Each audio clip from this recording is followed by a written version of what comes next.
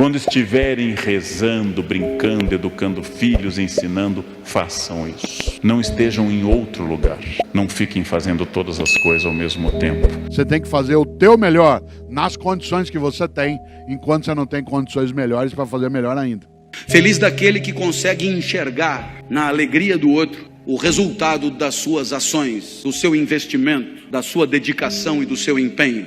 Única coisa que não pode ser reposta, a única coisa que não volta, a única coisa que nos aprisiona permanentemente é o tempo. Tão poderoso que ele atinge seres inanimados ou irracionais, melhor dizendo, como essa samambaia, ou as cadeiras nas quais os senhores e as senhoras se assentam. O tempo é brutal, paz, permanentemente. Tempo perdido é tempo perdido. O controle do tempo é fundamental. E um dos grandes assassinos do tempo está nas nossas mãos. É isso aqui. Quem vive acessando redes sociais e comunicando a beleza da sua existência. Acordei, kkkk. Está sol aqui. Estou no quilo, kkkk. Essa onipotência do símbolo do potássio, kkkk, o tempo todo, gente. Não é necessário comunicar ao mundo que o sol nasceu, porque ele nasce no mundo inteiro, todos os dias.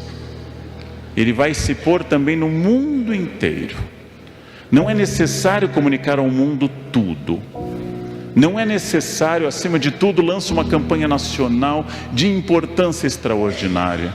E eu sei que vocês vão gostar da campanha que eu falo no Brasil inteiro, pelo fim do bom dia em grupo de WhatsApp. Pelo fim desse bom dia. Não respondam essas pessoas que dizem bom dia no grupo. E se insistirem, bloqueiem essas pessoas. Elas são enviados de Satanás para acabar com o tempo de vocês, gente. Não cedam a isso. Não cedam a isso. Insistam no aproveitamento. O que é aproveitar o tempo? É trabalhar sem cessar? Não, isso é uma pessoa também obcecada. Aproveitar o tempo é quando estiverem lendo, leiam. Quando estiverem relaxando, relaxem. Quando estiverem comendo, comam. Quando estiverem rezando, brincando, educando filhos, ensinando, façam isso. Não estejam em outro lugar. Quando dormirem, durmam. Não fiquem fazendo todas as coisas ao mesmo tempo. É isso, foco. Foco para controlar o tempo. Capacidade de resistir a um mundo líquido, segundo a expressão do sociólogo polonês e inglês Zygmunt Bauman, um mundo em que tudo está fora de foco. Um mundo em que tudo está sendo feito ao mesmo tempo, permanentemente. Um mundo que as pessoas arriscam a vida no trânsito para digitarem ao celular. Isso é uma patologia inacreditável, em que alguém se arrisca a morrer, matar ou ficar tetraplégico para responder, estou aqui, kkkk. Imaginem uma coisa dessas, né? Restaurem a racionalidade. Faço eu aqui uma pergunta para você pensar durante a semana. Não é para você responder, só para você pensar. Na tua atividade, dentro da empresa, você está fazendo o melhor ou o possível? Não responda. Pense. Não estou falando o melhor do mundo, estou falando o teu melhor. Não é o melhor do mundo, é o teu melhor. Está fazendo o melhor ou o possível? Qual é o grande risco? Quando a gente se conforma com o possível, em vez de eu fazer o meu melhor. Mas Cortella, tá difícil, não oferece as condições. Cautela, circula muito na internet uma fala minha em que eu digo, você tem que fazer o teu melhor nas condições que você tem, enquanto você não tem condições melhores para fazer melhor ainda. Na família, no afeto, na empresa, no negócio, eu tenho que fazer o meu melhor nas condições que eu tenho, enquanto eu não tenho condições melhores para fazer melhor ainda. Por isso, está fazendo o melhor ou o possível? Cautela, se você tiver só, e eu também, me acomodando dentro do possível, eu faço o que eu posso. Resvala-se com velocidade para a mediocridade. E nessa hora, de novo, o especial Barão de Itararé. A única coisa que você leva da vida é a vida que você leva. E uma coisa que eu quero desta vida levar é a capacidade minha e tua, sem dúvida, de não me acomodar em relação àquilo que me acalma, que até me sossega, que é ficar no possível, mas que pode me tornar, e é você também, medíocre naquilo que preciso fazer. Eu insisto, eu não estou dizendo que você é medíocre. Estou dizendo que você e eu podemos ficar medíocres. Quando? Quando a gente deixa de procurar o melhor na condição que a gente tem e fica se habituando com o possível. E quando a gente se habitua com o possível, a única coisa que a gente faz é sair por aí resmungando. O que eu posso fazer? Isso não dá certo. A vida é assim. O impossível não é um fato, ele é apenas uma opinião. E como também diziam os latinos, a sorte segue a coragem. Por isso, qual é a tua obra? Qual é o teu legado? É aquele em que você e eu somos capazes de levantar, sacudir a poeira e dar volta por cima, ou aquele que diz, a vida é assim, deixa a vida me levar, vida leva eu. Por isso agora eu queria agradecer, acima de qualquer coisa, a capacidade que tiveram e têm de prestar atenção em alguém que não trabalha. Trabalhar é quebrar o galho de alguém com conhecimento de causa. Trabalhar é quebrar o galho de alguém com formação. Trabalhar é quebrar o galho de alguém com método, com expertise, com protocolo. Mas trabalhar é, antes de tudo, quebrar o galho de alguém. Feliz daquele que consegue enxergar na alegria do outro o resultado das suas ações, do seu investimento, da sua dedicação e do seu empenho. E é evidente que alguém como você, que trabalha com um valor maior de felicidade, que é a segurança, é evidente que alguém como você tem claro no seu espírito que se você se empenha por progredir, por ampliar seus negócios, por servir ao maior número de pessoas, muito antes do que pensar no próprio enriquecimento, muito antes de pensar no próprio acúmulo de recursos, muito antes de pensar na própria fatia de mercado, muito antes de pensar em si, você sabe o quão bem você faz às pessoas que bateram a sua porta. Você sabe o quanto as pessoas confiaram em você para bater a sua porta. Você sabe o quanto as pessoas que não dominam o setor como você domina, confiaram em você para entregar a você a segurança daqueles que ela mais ama, seu maior tesouro, seu bem mais precioso. E você enxerga isso, entende a responsabilidade que é a sua, e sabe que a tua maior responsabilidade não está na simples ampliação dos teus negócios, mas está na proteção daqueles que acreditaram em você, na proteção daqueles que em situação de não defesa, de situação de insegurança, vieram bater a porta e confiaram nos serviços que oferecem. Portanto, você entende que só isso dará a você a dimensão do sentido do trabalho, o sorriso do outro, muitos outros, mas muitos outros, famílias inteiras, enorme quantidade de gente que sorri um pouco mais por se sentir um pouco mais seguro. Aí está o sentido do seu trabalho. O resto é tabela, números, gráficos, de frieza impiedosa, e que pouco ou nada justificariam o seu empenho extra, a sua dedicação extra, porque é exatamente olhando no olho daqueles que confiam em você que você se sente importante, e não contribuindo com números frios e porcentagens que nelas mesmas nada querem dizer. Essa é a lição de Jesus de Nazaré. Até porque você um dia vai perceber que não precisa jantar 5 vezes na mesma noite. Jante só 4. Vai fazer bem para você. E você terá gente feliz do lado, gente que não ia comer, te fazendo companhia. Uma homenagem a Jesus, segundo o sábio do nosso encontro. Aproveitar o tempo é quando estiverem lendo, leiam. Quando estiverem rezando, brincando, educando filhos, ensinando, façam isso. Não fiquem fazendo todas as coisas ao mesmo tempo. Humildade. Sócrates foi conhecido, e o é, por dizer um dia: só sei que nada sei.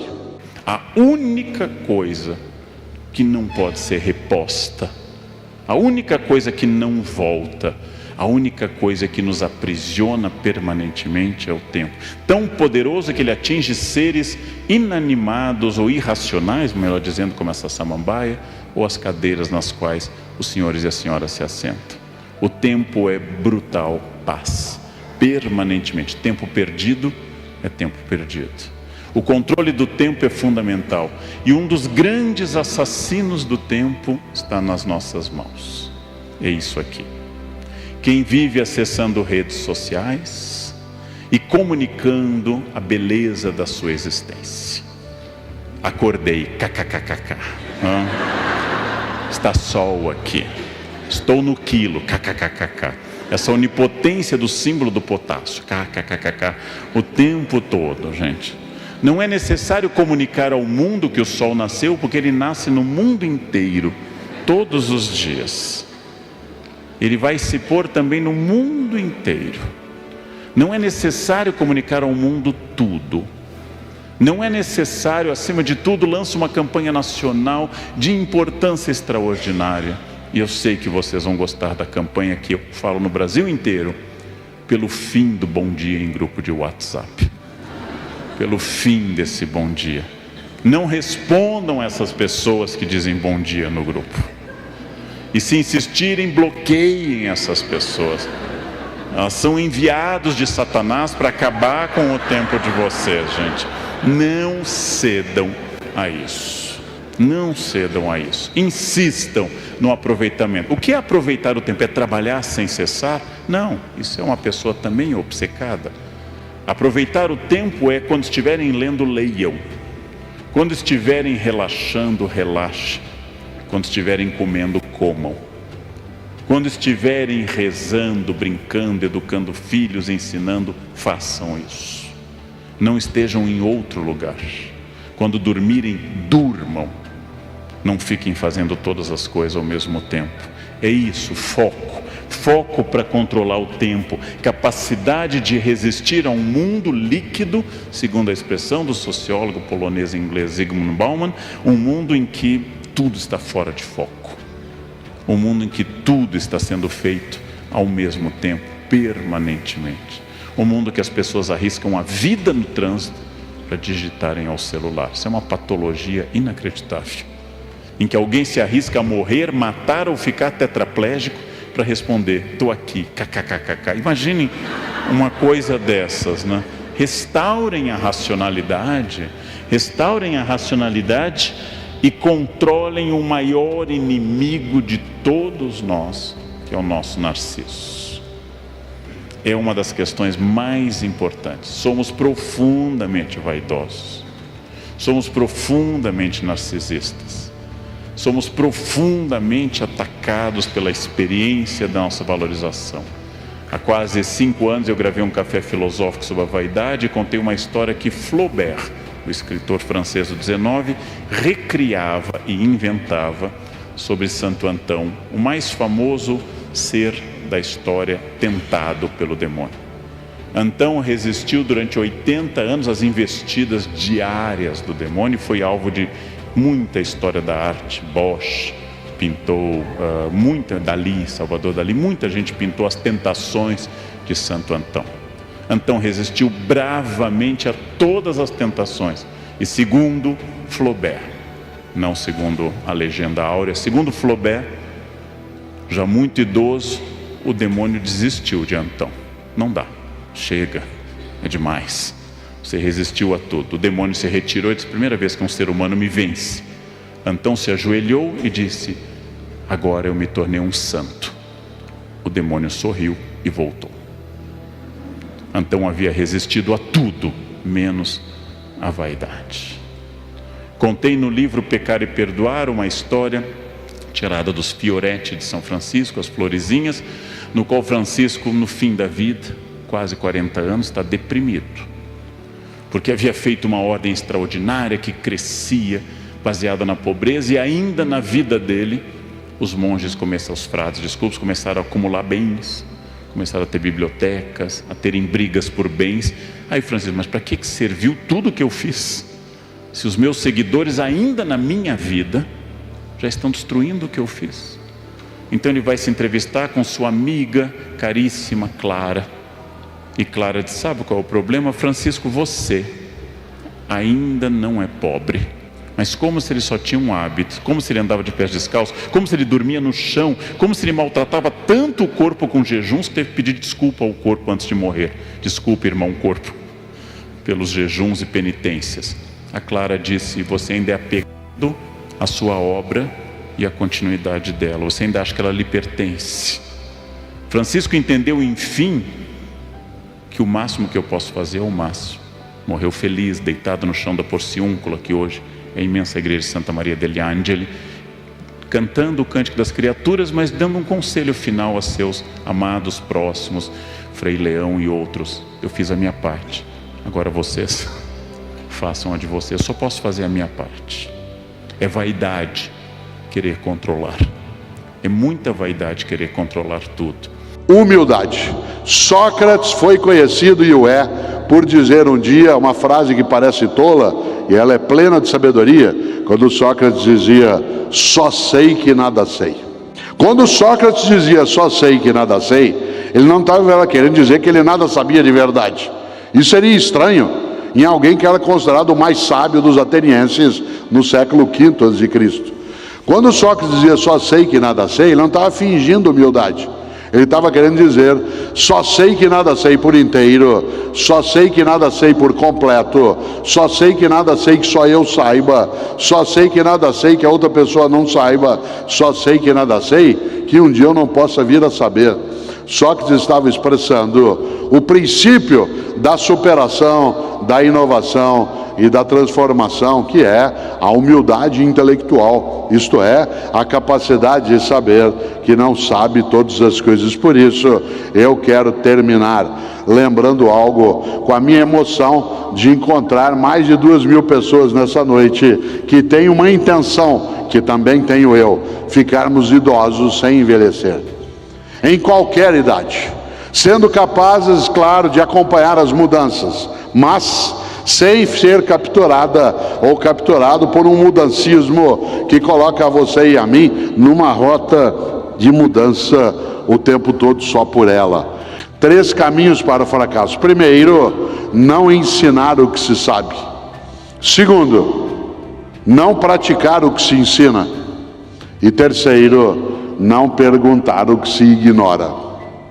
Digo de novo: há 3 caminhos para o fracasso: não ensinar o que se sabe, não praticar o que se ensina e não perguntar o que se ignora. Vamos inverter nesse teu minuto final. Há 3 caminhos para o sucesso: é ensinar o que se sabe, isto é, generosidade mental. Segundo, praticar o que se ensina, ou seja, coerência ética. Terceiro, perguntar o que se ignora, isto é, humildade intelectual. Essas são 3 trilhas virtuosas para o sucesso. Exigem coragem para que a sorte possa ser aproveitada. São essas 3 que marcam nossa possibilidade de não envelhecermos a cabeça, a prática, a percepção. Ou seja, generosidade mental, coerência ética e humildade intelectual. Só sei que nada sei não significa que eu nada saiba, só significa que eu nada sei por inteiro e por completo. E só quem sabe que ainda não está pronto é capaz de ter uma insatisfação positiva e melhorar aquilo que é e deseja. Por isso, numa noite como hoje, com esse teatro repleto, eu fico absolutamente animado de encontrar tanta gente que comigo sabe que só sabemos que não sabemos. Vaca não dá leite, você tem que tirar. Se você não tirar, não tem leite. Cuidado, tem um monte de gente que acha que vaca dá leite e ela não dá. Para ter leite você tem que levantar 3h30 da manhã, entrar num curral, amarrar a vaca, amarrar as pernas da vaca, entrar no meio daquela bosta toda, sentar num banquinho, amarrar o rabo da vaca, senão ela te embosteia inteiro, segurar na teta dela e senão não tem leite. Vaca não dá leite. Se nós criarmos a nós e as novas gerações com a ideia de que vaca dá leite, eles poderão ser medíocres, porque aguardarão que as coisas venham. O estudo, a profissão, a competência, exige dedicação, esforço, habilidade. Claro, hoje fica até mais fácil. Às vezes você tem o teu filho de 14 anos e chega para você e fala: pai, eu não vou fazer faculdade. Pai, por que não vai? Bill Gates não terminou a faculdade. Steve Jobs não terminou a faculdade. Mark Zuckerberg não terminou a faculdade. Por que eu vou terminar a faculdade? Porque eu não gosto nem fazer. Nessa hora você tem que chamar teu filho num canto e dizer: filho, vem aqui com o papai. De fato, Mark Zuckerberg não terminou a faculdade e inventou, junto com um brasileiro, uma coisa estupenda, que é o Facebook. Ele não terminou, ele largou. Mas sabe o que ele largou? A faculdade ele largou. Aí você tem que falar bem alto no ouvido dele: Harvard! Ele largou Harvard, que é a melhor universidade do mundo. Um ano em Harvard equivale a 30 numa unisquina qualquer. Então papai concorda com você. Você quer fazer como Bill Gates, como Zuckerberg, faço com você um trato sem volta, tá bom? Concordo com você, parabéns. Primeiro você entra em Harvard, depois você larga. Porque se você vai fazer como eles, faça como eles. Essa perspectiva é exatamente para impedir que as novas gerações e nós, que temos mais idade, caiamos exatamente nessa armadilha que é: tudo bem, dá para o gasto. Cautela. A mediocridade na vida, no afeto, na relação, ela é muito redutora. Yes, eu posso. Se vocês não acreditarem em vocês, os outros não vão acreditar. Eu aprendi e tenho dito isso repetidamente porque hoje é uma crença total minha. Eu aprendi que jeito ou sorte é o nome que todo vagabundo dá ao esforço dos outros. Está fazendo o possível ou o melhor? Não é o melhor do mundo, é o teu melhor, na condição que você tem, enquanto você não tem condições melhores para fazer melhor ainda. Pergunto de novo, mas não responda. Está fazendo o possível ou o melhor? Insisto, não é o melhor do mundo, se for ótimo, é o teu melhor, na condição que você tem, enquanto você não tem condições melhores para fazer melhor ainda. Nós somos dados à interpretação da norma, porque para a ética brasileira voltar a ser uma prática e não apenas uma preocupação, eu descobri essa imagem que me toca de forma particular. De um lado o pé de uma bailarina, o lado direito na sapatilha de cetim, graciosa, voando, bela dançarina. No pé esquerdo está o custo disso. Nós no Brasil costumamos valorizar o resultado e não o custo. Vocês têm que se convencer de que vocês são donos de vocês. Vocês receberam um carro da vida, dirige o carro. Não senta de passageiro. E acredita. Acredita. Eu acho que isso é o fundamental. Vocês têm que acreditar que vocês podem, que realmente vocês podem. E vocês vão conseguir. Depois disso, olha, nunca percam a humildade. Tenham sempre consideração para as outras pessoas. Procurem sempre aprender. Aprender. Por que cargas d'água as pessoas procuram tanto um sentido para a vida? Porque a vida enquanto vida não esgota a sua razão de ser. Porque a vida enquanto vida não alcança a sua plenitude. Porque a vida enquanto vida não alcança a sua plena intensidade. Se a vida é temporal, tudo está inscrito numa certa temporalidade, como a gente já disse. Então, se o sentido da vida não está na vida, também não está no seu tempo, na sua imediatidade da vida vivida. O sentido da vida é, portanto, alguma coisa que, escapando à vida, ela se encontra temporalmente deslocada em relação a ela mesma. Para a vida ter propósito, para você e eu não termos uma vida banal, fútil, inútil, superficial, é preciso, acima de tudo, que nós sejamos capazes de fazer o nosso melhor. Para isso é necessário pensar na obra. Para isso é preciso, acima de tudo, não ser morno ou morna. Afinal, como eu disse várias vezes e repito, a vida é muito curta para ser pequena. E a gente é pequena quando tem uma vida banal, fútil, inútil, medíocre. Por isso que no Brasil pessoas de sucesso são olhadas sem levar em conta o que custou este sucesso para esta pessoa. Alguém olha para a casa boa de alguém e não pensa os anos de poupança, de trabalho, de investimento para você chegar ali. Quero ser hoje melhor do que eu fui ontem, mas eu vou querer ser melhor que eu sou hoje. Isso dá para fazer. Claro que você não consegue fazer isso em tudo, então, quer dizer, não vou querer jogar squash como eu jogava 10 anos atrás, então, mas dá para quebrar o galho ainda, dá para levar. Né? A cabeça, aprender, coisa, dá para fazer. Dá para continuar sempre em evolução. E o jovem tem uma vida enorme pela frente. Busca aprender. Acredita e busca aprender. Seja humilde. Tenha determinação. Tenha vontade de fazer. Eu não vou ser medíocre. Eu não vou ser medíocre. Eu vou ser o melhor Cortella professor que eu puder, se um dia professor for, e eu fui. Eu não quero ser o melhor professor do mundo, mas eu quero ser o meu melhor modo de ser professor. Eu não quero ser o melhor marido do mundo, mas eu quero ser o melhor Cortella marido. Eu não quero ser o melhor pai do mundo, embora eu tenha ganho caneca escrito para o melhor pai do mundo. Eu não quero ser o melhor pai do mundo, eu quero ser o meu melhor modo de ser pai. Eu não quero ser medíocre.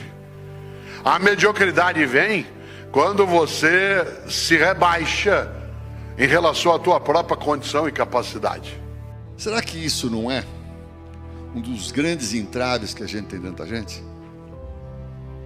As pessoas não fazem porque têm medo de errar. O que eu faço? Qual é o meu jeito de fazer para administrar o medo de errar? E aí, de novo, o que eu quero passar para vocês? É como eu faço. Não no sentido de dizer, olha, eu faço assim, faça do meu jeito, você vai fazer bem. Mas, olha, eu faço assim. Quem sabe você encontra um jeito de fazer melhor. Mas não tenha medo de errar. Essa é a ideia. É você começar a pensar em sinceridade e em saber dizer não. Onde é que normalmente a gente erra? Quando a gente não é sincero e quando a gente diz sim quando é hora de dizer não. Normalmente as pessoas chegam para a gente e dizem, você vai fazer tal coisa. Ouviu? Ouvi, sim, senhor. Só que ouviu, não acreditou que vai fazer, não sabe como fazer, tem dúvida se vai dar certo e, inclusive, se tem dúvida se aquilo é melhor para ser feito. Não se omitam e não digam sim quando tem que dizer não, ou tem que pelo menos questionar. Mas pera um pouquinho, vem cá, por que você está querendo tal coisa? Será que isso é o melhor? Será que dá para fazer isso que você está pedindo? Se vocês tiverem coragem para se posicionar, essa questão do medo de errar vai baixar muito. Muito. Todo vagabundo diz que alguém que venceu tem sorte, tem jeito.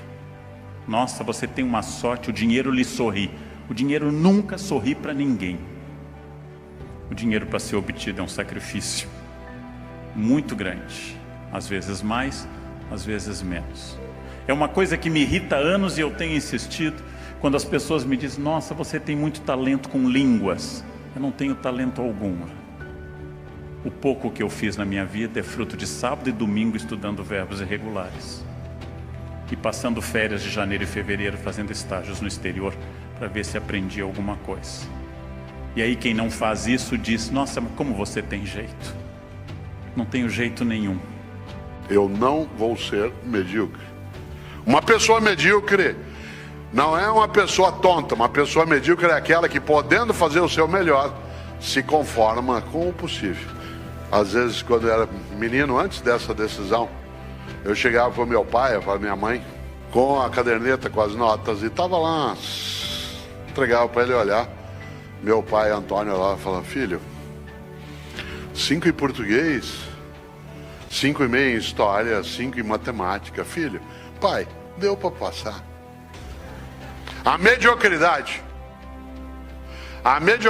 que é quando você se rebaixa na sua condição e acaba sendo menos do que deve ser, na conduta, no afeto, na religião, na amizade, na escola, na profissão, na cidadania.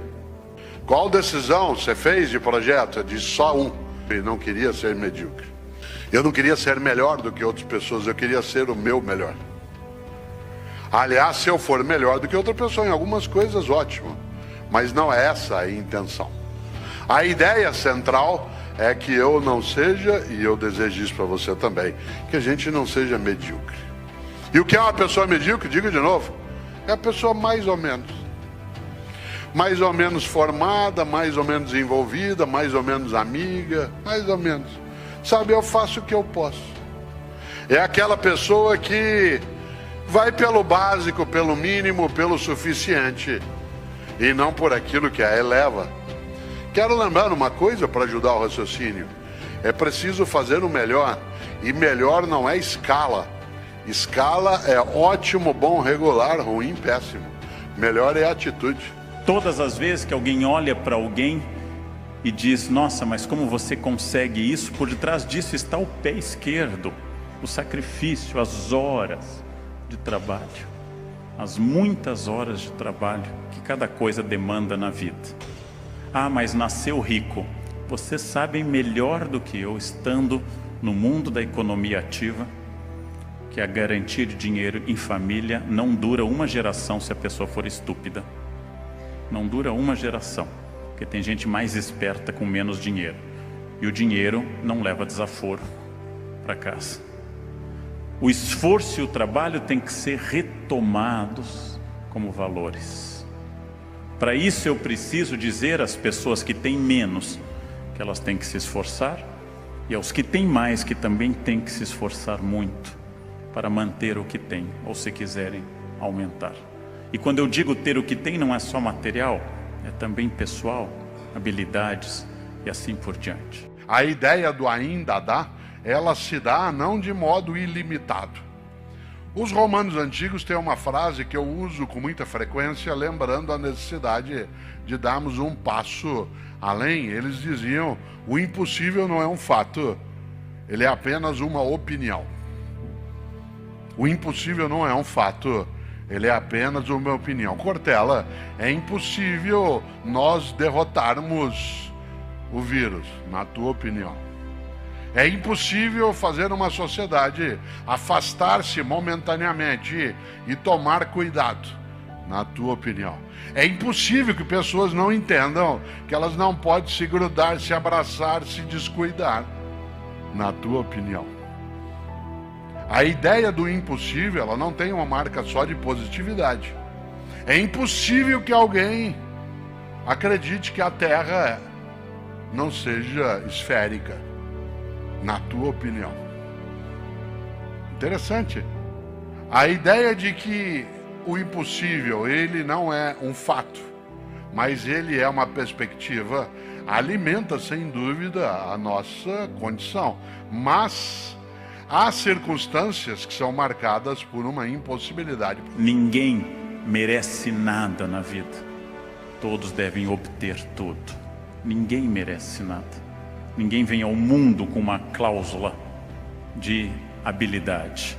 Eu tenho que restaurar uma coisa importante, que é um projeto de trabalho associado à ética no país. E tenho que dizer a todas as pessoas, especialmente filhos, funcionários e alunos, que é preciso associar a vida a trabalho e ética por muitos e muitos anos.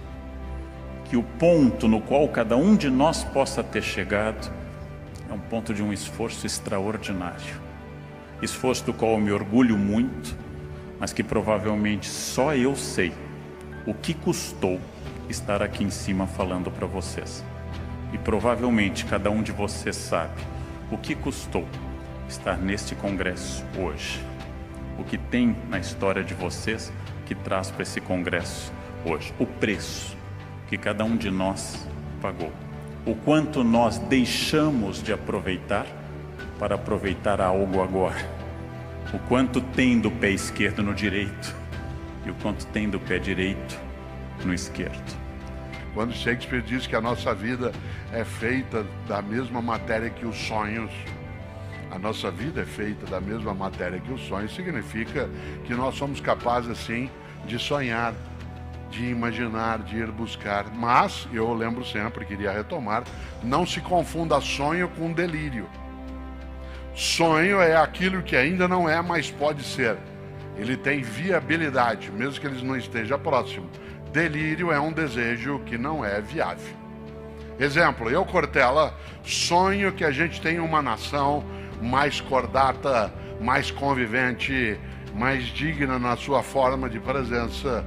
Isso é um sonho, não é um delírio. Eu sonho que nós não tenhamos discriminação, recusa, segregação. Isso é um sonho. Eu sonho em ser o melhor jogador de futebol da FIFA na Copa. Isso é delírio. Disse, não, mas isso você rezar bastante. E se minha mãe fizer novena? Lamento. Há limites. Ah, mas você... Eu, apesar de não parecer, eu joguei futebol durante 20 anos. Mas agora eu tenho um limite que é concreto. Como eu recebi uma prótese no joelho direito, isso significa que eu não consigo mais, né, fazer aquilo que eu gostava de fazer. Aliás, o cirurgião, uma pessoa extremamente competente, disse: você vai ter alguns limites, entre eles, você não vai mais conseguir bater o calcanhar, né, nas nádegas. E eu fiquei imaginando que eu nem tinha lembrança de que eu fazia isso, né, e nem tinha tanta clareza de que isso era necessário de ser feito, né, em algum momento. Mas a situação mais curiosa é que, embora nós nos conheçamos há mais tempo, o cirurgião não imaginava que eu não dirigisse. Eu não dirijo, né? Não tenho carteira de motorista, não dirijo por uma razão: eu não quero, né? E é coisa curiosa porque as pessoas às vezes se espantam e dizem: Cortella, mas você não dirige? Eu digo: não dirijo, eu não boto ovo, não fabrico rádio, né? Tem um monte de coisa que eu não faço na vida, e essa é uma escolha. Mas uma das coisas que ele falou assim que ele me passou a visita quando eu voltei, né, do procedimento anestésico, eu estava no quarto, ele falou: olha, foi muito boa a cirurgia, foi tudo muito certo, você vai poder dirigir daqui a 4 meses.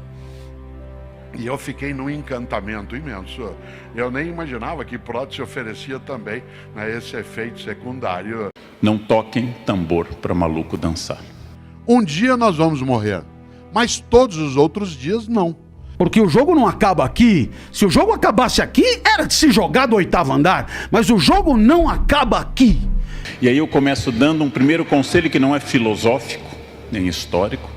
Eu dou um conselho absolutamente da minha avó, uma imigrante alemã que passou a vida inteira quase no Brasil. Não toquem tambor para maluco dançar. Não toquem tambor para maluco dançar. Quando alguém começar a berrar, a adjetivar com os olhos irritados, vão se afastando lentamente, concordem, tenham reações bovinas, e saiam correndo, Não discutam com pessoas perturbadas. Não discutam com pessoas perturbadas. É perda de tempo, perda absoluta de tempo.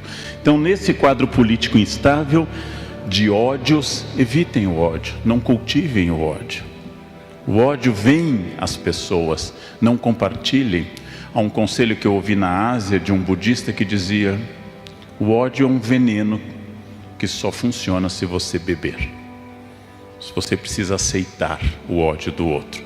Afastem-se disso, porque tem tanta gente interessante, tem tanta gente desafiadora, que as nossas dúvidas têm que ser de várias ordens. Nossas dúvidas são lícitas, são boas, mas nossas dúvidas não podem ser longe da ética, não podem ser longe de princípios. E como eu digo aos jovens professores que eu formo na Unicamp, um conselho que eu escrevi no livro Conversa com um Jovem Professor: é muito importante que em uma sala de aula exista ao menos um adulto. É bom que esse adulto seja o professor. É muito importante que num ambiente, por mais que tenha gente brigando, destruindo e gritando, que eu redobre a minha capacidade de ser pacífico. Esse é o primeiro ponto no momento que nós estamos vivendo. O mundo está em transformação. Essa transformação sempre ocorreu, mas ela se acelerou. Quando meu pai se formou em Direito em 59 na Universidade Federal de Porto Alegre, ele nunca mais fez outro curso de atualização. Ele nunca fez MBA, ele nunca foi em busca de outro curso, porque naquela época as pessoas se formavam e assim ficava. O tempo era um tempo repetitivo. Hoje isso não é mais verdade. Hoje, se você já está formado, tem necessidade de mais cursos, de mais atualização. Aquela época passou. A velocidade da transformação está tão grande, darei exemplos do que seria uma espécie de filosofia de um grego chamado Heráclito, que confiava e dizia que tudo era movimento, pantarrei em grego, tudo move, tudo se move, tudo se transforma, todas as coisas se transformam. Por exemplo, os celulares que as senhoras e os senhores têm nas mãos, eles são a síntese de toda a memória da humanidade. Todas as coisas que nós já produzimos como espécie humana estão lá. Todas as poesias, todas as obras de arte, todas as músicas estão ao nosso alcance. Isso é uma revolução. Isso é uma radicalização da Revolução de Gutenberg. Isso é a radicalização da imprensa. Nós capilarizamos, atomizamos o conhecimento. Quando eu era criança, os jovens não têm ideia disso, a professora mandava a gente pesquisar, a gente ia à Barça, Enciclopédia Barça, e copiava, só tinha essa fonte. Nas famílias muito ricas havia britânica, mas só tinha essa fonte. O conhecimento estava em bibliotecas, o conhecimento estava reservado em bibliotecas. Hoje, cada vez mais, ele está para o bem e para o mal atomizado. As escolas têm que ser revolucionadas, e elas ainda, digo isso como professor, elas ainda não notaram a revolução, que é ter uma memória em HD externa, uma memória externa a nós. Essa transformação também atinge um fato importante. A maior empresa de transporte urbanos do planeta não tem um único carro, ela é um aplicativo na nuvem. E se você não sabe o que é nuvem, você tem diploma de datilografia. Isso é uma característica. Você não sabe o que é nuvem, pensa em nuvem e acha que é um fenômeno meteorológico, você tem diploma de datilografia e fez o SPB na escola. Mais uma mudança importante para a gente registrar: a maior empresa de hospedagem do planeta, Airbnb, não tem um único hotel. Ela é um algoritmo de hospedagem, ela é um programa da nuvem também. Ou seja, essa é uma mudança enorme. Claro que já no século XVI, Camões nos disse: mudam-se os tempos, mudam-se as vontades. Mas hoje essa mudança não é mais de uma geração para outra. Não é mais de uma geração para outra, ela é uma mudança imediata. Tem gente que tem pânico da morte. Eu tenho medo, mas não tenho pânico. Tenho medo da morte, não no sentido de desespero. Tenho medo de minha morte ser algo que cesse a minha possibilidade de ter uma vida que não seja pequena, banal, fútil. Por isso eu preciso pensar nela, na vida, antes de ficar pensando na morte. Há pessoas que têm pânico em relação à morte. Eu tenho medo. Medo significa de onde eu vou? Não é essa a questão. Medo do que vai me acontecer? Não é essa. Nessa hora eu sou como Epicuro. Epicuro, filósofo, dizia: eu não tenho medo da minha morte porque ela e eu nunca vamos nos encontrar. Enquanto eu existo, minha morte não existe. Quando a minha morte existe, eu não existo. Portanto, ela estranha a minha condição. O de Allen é mais direto. Ele diz: eu não tenho medo da morte, eu só não quero estar lá quando isso acontecer, né? Claro, mas eu queria lembrar algo. Nós esquecemos que nós não somos eternos, para não ter uma vida pequena, banal e fútil. E eu gosto de contar uma história, né, no escritório, que é um quadrinho do Peanuts, que é uma única representação, uma só, que tem a frase mais inteligente que eu já vi sobre isso que nós estamos falando. Tem uma cena do Charlie Brown e do Snoopy que eu acho maravilhoso, porque o Charlie Brown, ele é a encarnação da boa intenção incompetente. Ele é a encarnação da ideia de que a coisa mais perigosa que existe no mundo é incompetente com iniciativa, né? O incompetente com iniciativa é um perigo num centro cirúrgico, num fogão, na direção de uma cidade, numa nação. É um risco imenso. Vocês imaginarem, o Charlie Brown, ele é a intenção, ele quer fazer, mas as coisas não acontecem. Ele é explorado pelos outros. E o Snoopy é um Beagle que é a alegria encarnada, aquelas orelhas que balançam. É uma coisa magnífica. E tem um quadrinho, diz dois, e é isso que eu queria amarrar nesse ponto, em que o Charlie Brown e o Snoopy estão sentados na beira de um rio, com as pernas para dentro da proximidade da água, sem colocá-la na água. E uma hora o Charlie Brown, é um quadrinho só, o Charlie Brown, com aquela capacidade imensa de ser tragicômico, de ser desanimado às vezes, ele diz assim: Snoopy, um dia nós vamos morrer. E o Snoopy responde: mas todos os outros dias não. Olha que coisa inteligente.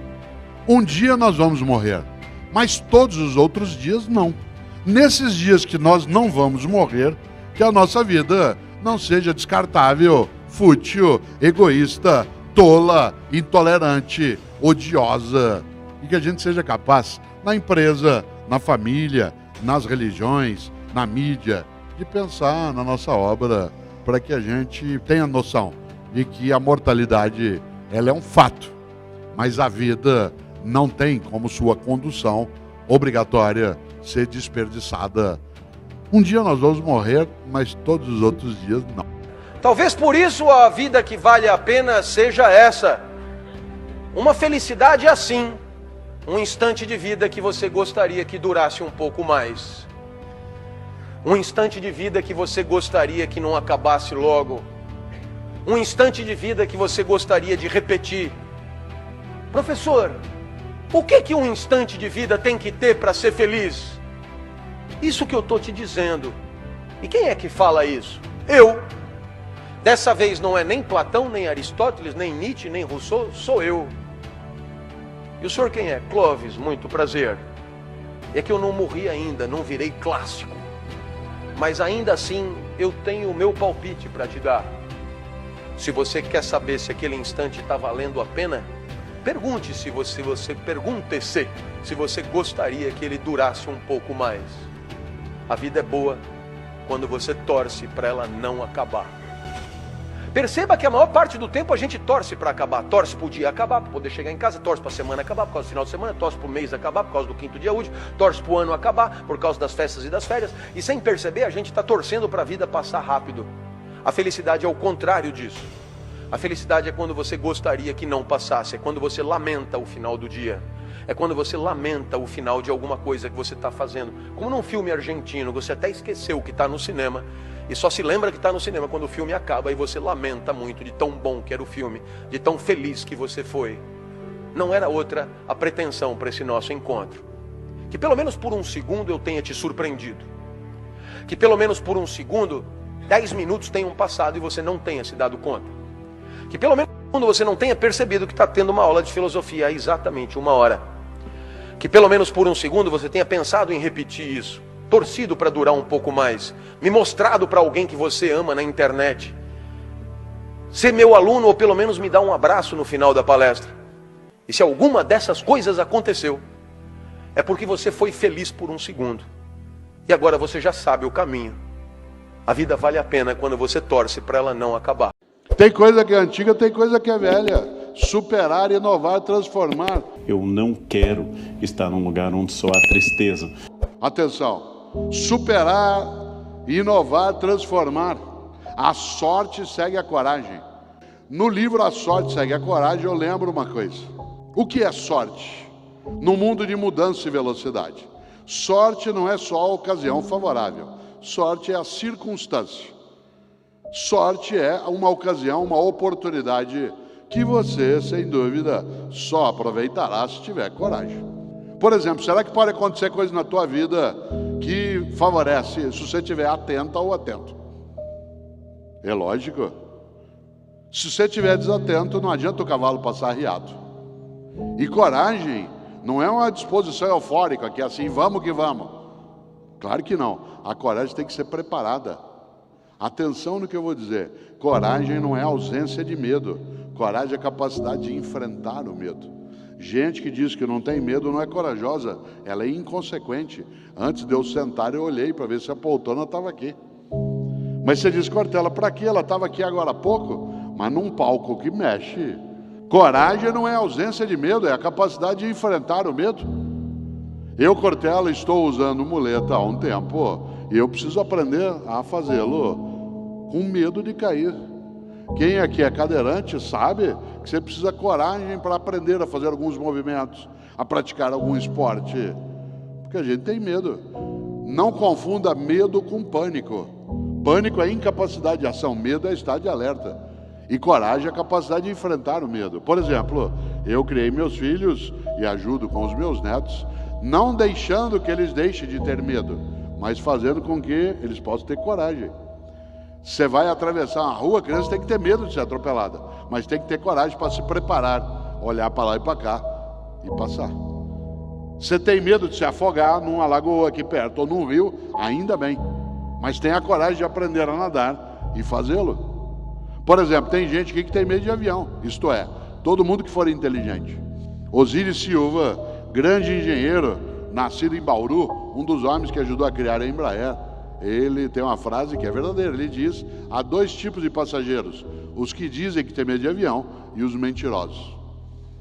Eu viajo de avião quase todo dia, amanhã cedo Pedro e eu vamos pegar o avião para São Paulo. Primeira coisa que eu faço quando eu entro no avião, se o piloto estiver na porta, é falar: o senhor tem medo de avião? Se ele falar que tem, eu faço um voo sossegado. Porque se ele tem medo, o que ele faz? Se prepara, organiza, estrutura e vai.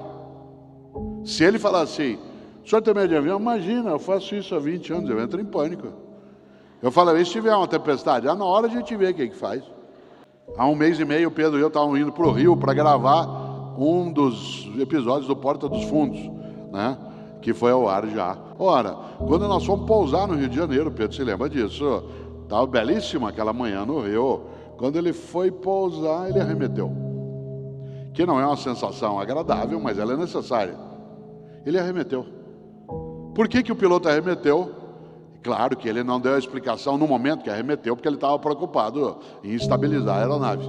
Mas assim que ele estabilizou, ele disse: bom, arremetemos porque a visão ficou prejudicada e para evitar algum problema, eu preferi arremeter. Que alegria que deu daquele piloto, que em vez de dizer: vamos ver o que dá. Quem sabe a gente tem sorte. A sorte segue a coragem, mas repito, a coragem não é só uma disposição eufórica, você precisa prepará-la. A morte biológica é um dado universal de todas as culturas, em todas as épocas. Como eu penso, como eu ajo diante da morte, qual a memória que eu estabeleço diante da morte, é um dado absolutamente cultural.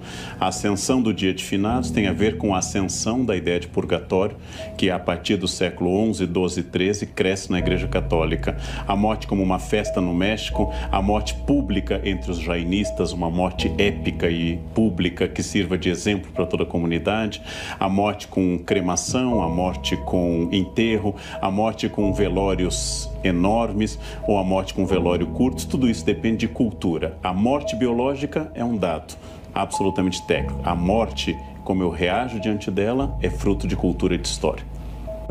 Nós temos uma sociedade marcada hoje pela tanatofobia, por um certo horror da morte. Não se fala de morte, não se executa em público, os corpos devem ser cobertos, morre-se, como você lembrou no início, de forma asséptica, em hospitais, de forma cada vez mais medicalizada. Bem, os jovens, como bem lembrou a Marlene, não são muito íntimos dessas demonstrações sociais e simbólicas. Prefeririam, ao invés de ir ao cemitério, escrever hashtag tô de luto. Talvez fosse mais prático do que tudo isso. Os jovens estão mais longe da morte. Os jovens são menos solidários a uma ideia que está tão distante delas. Provavelmente temos raiva do que os jovens dizem, porque nós também não gostamos de velórios, nós também não gostamos de hospitais e não temos essa liberdade, como eu escrevi hoje num artigo, não temos essa liberdade de dizer: eu não quero estar num lugar onde só há tristeza. Mas nós fomos educados a uma ideia social de solidariedade. Na verdade, o tema da morte diz muito pouco respeito aos mortos, diz respeito sempre a quem fica, diz respeito à nossa dor, à ausência e à fila andando que nos lembra a nossa própria finitude, que é sempre uma coisa difícil. Como diz Woody Allen, não tenho nada contra a morte, só não gostaria de estar presente. Como nós temos enterros rituais pré-históricos, com amuletos, flores e outros elementos, nós não sabemos, a gente corre risco do que a gente chama na área de humanas de fenomenologia, estabelecer uma continuidade que talvez não exista, mas certamente em parte para que os mortos descansem, em parte para que se afastem do nosso mundo ou que não nos causem mal. Nós cercamos os cemitérios com elementos religiosos, túmulos, como lembro que Thomas, com grades de ferro, que são elementos de isolar magneticamente os mortos. Há uma crença judaica de não vir direto do enterro para casa para que o anjo da morte não nos acompanhe. Nós temos respeito e medo dos mortos, haja vista que os mortos são para serem lembrados no dia de finados e os mortos também são para assustar todos os filmes de terror. Os mortos são uma coisa ambígua na nossa cultura, porque, como você disse muito bem, a única certeza universal é essa. Então nós fazemos o que, muito mais do que eu, uma psicóloga como Marilena pode defender, que é uma denegação da morte. Nós ficamos transportando para discursos simbólicos, ficamos atenuando com o nome finados o que é dia dos mortos, ficamos dizendo que fulano faleceu quando ele morreu, ou como preferem os kardecistas, desencarnou. São várias maneiras de eu dizer que eu estou afastando. Veio a óbito, veio a óbito. Em breve gerúndio, né? Fulano está morrendo, em breve o gerúndio também. A morte nos assusta quase todas as pessoas, né? E nós não falamos dela, porque o simples nome é uma espécie de Voldemort. O simples nome já atrai a ideia da morte. Seria bom pensarmos em buscar uma forma de viver para sempre, para nunca sofrermos? Eu acho a eternidade, os vampiros são sempre melancólicos, né? Porque viver muito é demais. Você tem uma velha lenda mitológica de uma pitonisa, uma sacerdotisa de Apolo, que pediu a vida eterna, mas esqueceu de pedir a juventude. A Sibila Cumana, como era chamada, começou a envelhecer. Depois colocaram-na numa gaiola. Ela só dizia: quero morrer, quero morrer. Eu acho que a finitude da vida é uma das grandes chaves da beleza da vida. Por isso que flor natural é melhor do que flor artificial, porque a flor natural vai passar em poucos dias. A artificial fica naquele brilho plástico por muito tempo.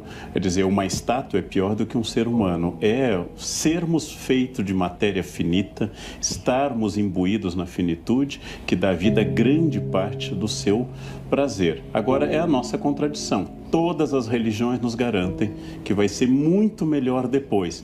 E todas as religiões têm ritos que falam da dor e da tristeza e de tudo isso. Se nós fôssemos de fato religiosos, comemoraríamos a morte de uma pessoa no sentido de festa.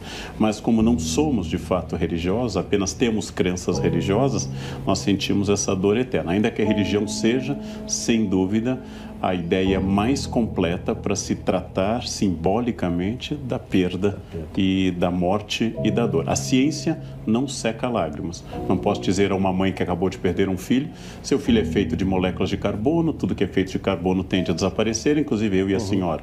Eu devo dizer: ele está no céu, está nos olhando, não sofre mais e vamos nos reunir a ele. Isso consola, né? A ciência não consola ninguém. A ciência criou Prozac, mas não criou uma simbologia para eu poder enfrentar a dor. Por que cargas d'água as pessoas procuram tanto um sentido para a vida? Porque a vida enquanto vida não esgota a sua razão de ser. Porque a vida enquanto vida não alcança a sua plenitude. Porque a vida enquanto vida não alcança a sua plena intensidade. Se a vida é temporal, tudo está inscrito numa certa temporalidade, como a gente já disse. Então, se o sentido da vida não está na vida, também não está no seu tempo, na sua imediatidade da vida vivida. O sentido da vida é, portanto, alguma coisa que, escapando à vida, ela se encontra temporalmente deslocada em relação a ela mesma. Superem essa ideia de sorte, azar, destino. Introduzam a ideia de decisão, estratégia e trabalho. Sartre diz, o filósofo que morreu em 1980, Sartre diz: não importa o que a vida fez de você, pausa. Importa o que você fez com o que a vida fez de você. Não importa o que a vida fez de você, importa o que você fez com isso. Não controlo tudo, não sou dono do universo, não posso impedir a morte que virá, mas entre o nascimento e a morte, eu controlo muita coisa.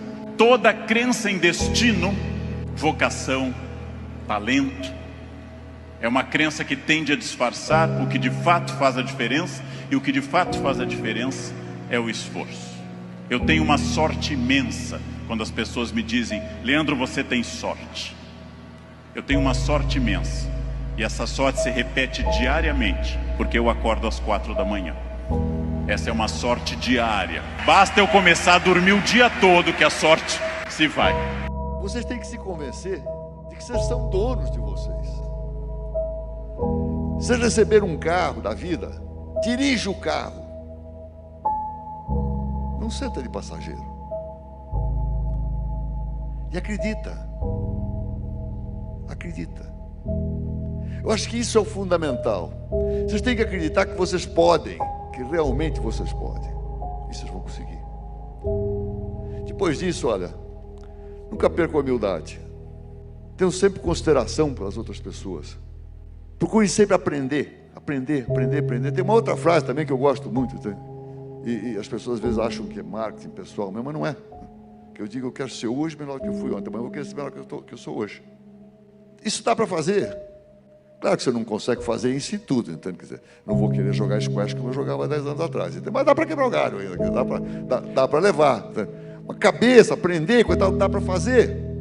Dá para continuar sempre em evolução. E o jovem tem uma vida enorme pela frente. Busca aprender. Acredita e busca aprender. Seja humilde, tenha determinação, tenha vontade de fazer. Usa a disciplina, tenha equilíbrio na vida. Eu acho que vai dar tudo certinho. A ideia do ainda dá, ela se dá não de modo ilimitado.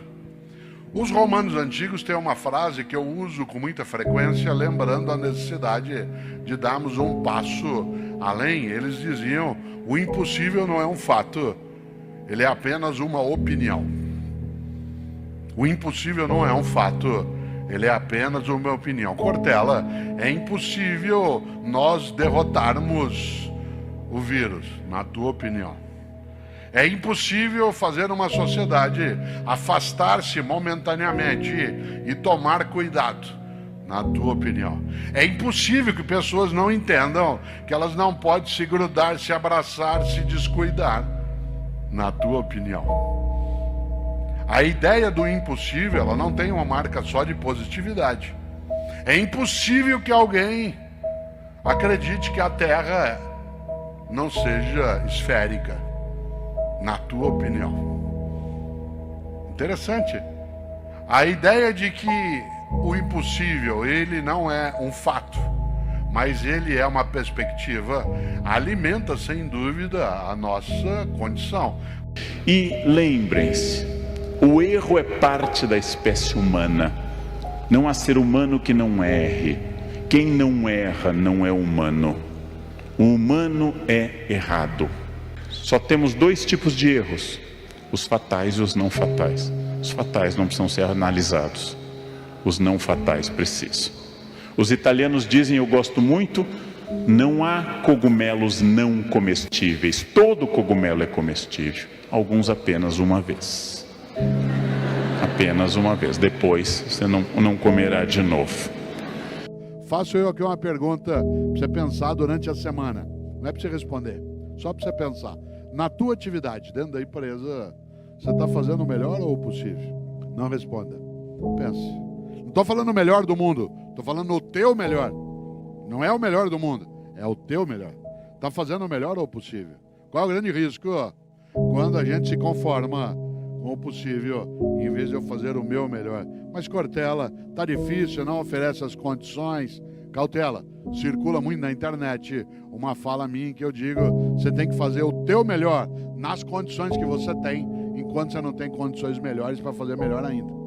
Na família, no afeto, na empresa, no negócio, eu tenho que fazer o meu melhor nas condições que eu tenho, enquanto eu não tenho condições melhores para fazer melhor ainda.